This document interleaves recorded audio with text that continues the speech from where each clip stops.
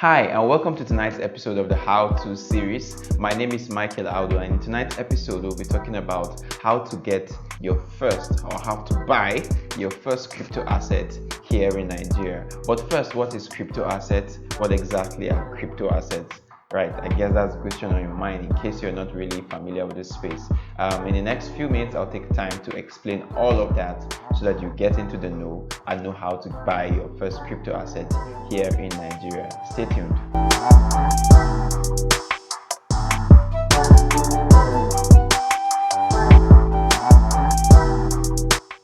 Welcome back. So last time on the show, we talked about how to increase your energy. In case you've not watched that week's episode, you can go check the how to playlist on this channel. So we talked about how to increase your energy to do work or how to have more energy for work. But this week's episode, we'll be talking about crypto assets and how to buy them in Nigeria. So first and foremost, let me try and bring you to speed in case you're not yet aware. What are crypto assets? Definitely, I know it might be the first time you're hearing crypto assets, but this is definitely not the first time you're hearing cryptocurrency. You must have heard Bitcoin, you must have heard blockchain, maybe, most likely blockchain and all of that. And so I'll just take a few minutes, a minute or two, to talk about that before we talk about how to buy crypto assets. So what are crypto assets, generally speaking? Crypto assets are a new crop of assets that came into the scene, that came into the investment scene generally. And generally, this came to be because of the technology called blockchain. Blockchain technology is a very simple but complex ideology to explain. I would advise or recommend that you check the links in the description to learn more about blockchain generally. But blockchain technology is what powers cryptocurrencies and the entire, should I say, cryptoverse.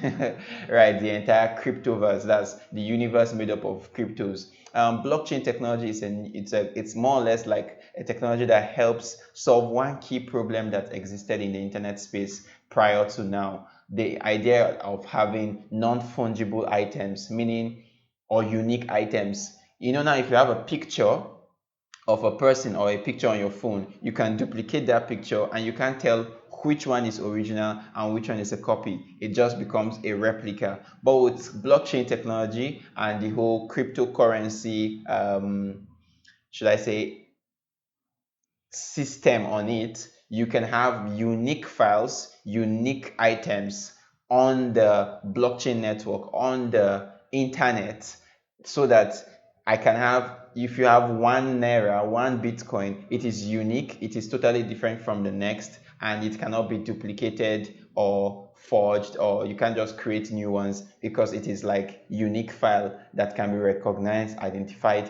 on the network. I hope this makes sense. Well, the main case is not about the goal of this video is not about getting you to understand the entire Bitcoin or cryptocurrency space, but to just let you in on it, because this is like the future. The time we are in now is almost like 2000 or even early or late 90s, the advent of the internet. You get e-commerce and some other things. That was Web 1.0, what brought about basic purchase website where you can buy. Web 2.0 brought about social media, interactive websites and all of that. Web 3.0 is bringing money and many other things to the internet for them to come and exist. Because currently what we have in the monetary system is that the money is actually in the bank, and all we have on our phone, the apps and everything, is just a record of it and how we can give instruction.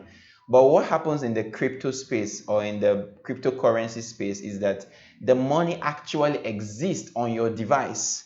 The money sits in your device. The money is resident in your wallet as a file, so to say, that you can actually download into a USB and keep, and take that USB and put it back in the network and say, I have XYZ amount of money, and transfer that money to somebody else. The person now has the money and you don't have it anymore. So that's the difference between crypto and what we have currently. What we have currently, the money is in the bank, you give instructions and the money move. Here you are with the money. It's almost like digital cash. Does it make sense? Digital cash, like physical but metaphysical cash. All right, so what makes this whole space unique? Well, Bitcoin in itself is coming as a solution to one thing that normal money could not do, which is not could not do, but most currencies would not want to do that. Bitcoin came as a new type of money in the built on the blockchain and blockchain network. Use that, it's a cryptocurrency, and what it's trying to achieve is like it has a finite supply. You know, right now the CBN of Nigeria can always produce more naira. The US Feds can print more dollars, but Bitcoin is not owned by anybody. It's owned by the entire network of people who run Bitcoin, and the people running Bitcoin is anyone who wants to be a part of it. You can actually download Bitcoin, how do I put it, like a node. The people who run it are called nodes, or the computers where it is run is called a node. You can download the entire Bitcoin network, about 3 GB, if I'm not mistaken, or 30 GB, or is it 300 GB? No, 30 GB or so. No, I don't think it's up to that. I've forgotten the number, but you can download it on your PC, right? Run it and become a miner, become somebody who processes transactions for the network, so that when somebody wants to send to another person, your own computer can be the one that processes it, and then they give you a reward for being part of the processors. That's how this network basically runs. So Bitcoin has a maximum number available, 21 million coins, for instance. And then so the goal now is that if you hold Bitcoin, the value is going to increase because there will be scarcity in the future. Well, there's the upside of being a deflationary currency, meaning it has a fixed supply, and there's a downside, but everything, there's so much to share. I don't want to start going into all of that. But why is it important for us to own a crypto asset? Because this is the future. I wouldn't lie to you. It might be looking bleak today. It might be looking like, you really for real? Is it something that? But the signs are clear. Inera is Bitcoin, but owned and controlled by CBN, not really Bitcoin. I'm just saying it's like Bitcoin. It's a cryptocurrency, but centralized. Instead of having hundreds of people everywhere, we have the CBN themselves running the network, being the ones issuing the money and running the transactions on a central database. That's the difference between cryptocurrency and central banks' digital currency. It's centralized and it is decentralized, basically, but it's the same thing. So if something like that can happen, if countries, including Nigeria, consider the fact that cryptocurrencies are safe enough to build a national asset upon, it means the technology is actually something. It means that there is a high chance that Bitcoin is going to exist for the next 10, 15, 20, probably 100 years. So, and if it's a deflationary currency, it means that as more people want to own it, the value is going to keep increasing because of demand and supply. So why wouldn't you want to hold Bitcoin? Now it is very volatile, and there's the risk of it actually, maybe something can happen on the network and then it gets out, and then let's say somebody hacks it now, and it's nobody's own per se. So I don't know. There's risk, there's reward, but it's an asset you should consider holding. Maybe a little portion of your financial portfolio, your investment portfolio, let's say 5%, 10%, good number. So if you have 100 million, sorry, not necessarily 100 million. If you have a million or two you want to invest, why not put 100, 200K into crypto for the next 5, 10 years? If Bitcoin still exists for the next 5, 10 years, that money will definitely be worth over 100 to 200 to 300% more, and it's going to be hard to find any asset generally that will do that and then there's security, because once you own your Bitcoin, it is yours. You can actually choose to go to your wallet and download it into a hard drive. Of course, there's a process to all of this, but I'm just saying it is that good.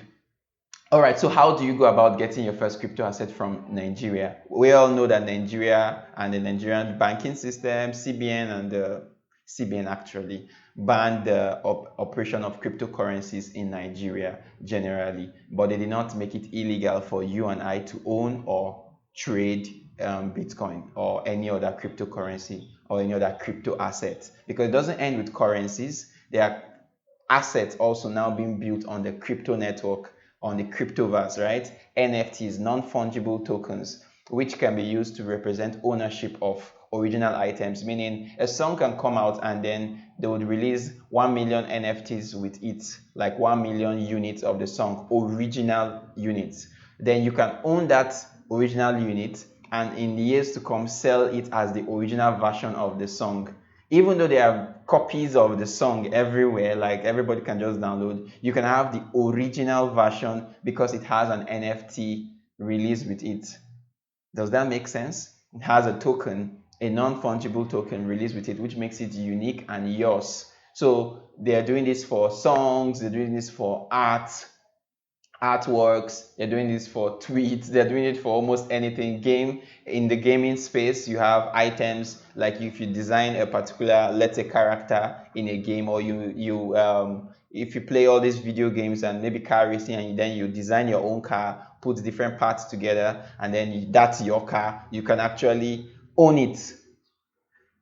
You can now own it, right? And then people can buy it literally with whatever currency is running on the network which the game is running, maybe Ether, and then you can convert your Ether to Bitcoin, or you can convert your Ether to USD and make money by owning items you made on the gaming world. I'm just saying it's a crazy future that we're having ahead. It might take a while before Nigerians, I mean, average Nigerian, to get into flow, to get into know of what is really happening across the crypto space, the blockchain industry, decentralized finance, and NFTs, and all of these other projects that are going on. But there's a whole lot. There's what they call decentralized finance. So the same way we have centralized finance, the banks, I mean, First Bank, GT Bank, JP Morgan, and all these other banks across the world, right? They are all centralized system because everything is being run by a bank. They put the money in one place and then they decide what happens to the monies, right? We're not having decentralized finance where you can take loans where there is no bank. The money is borrowed from a network of people all across the world who pool money together to give you. More like crowd financing, right? Decentralized, not one person controlling, but there's an API. We can vote about what we want changed in the entire system. It's taking democracy in a way that is trustless, meaning you do not have to trust me, I don't have to trust you, I don't have to trust that the other person. No, it's like since we are spread, there is no way to bring in manipulation. Of course, there will always be, but it is reduced generally. That's the advantage.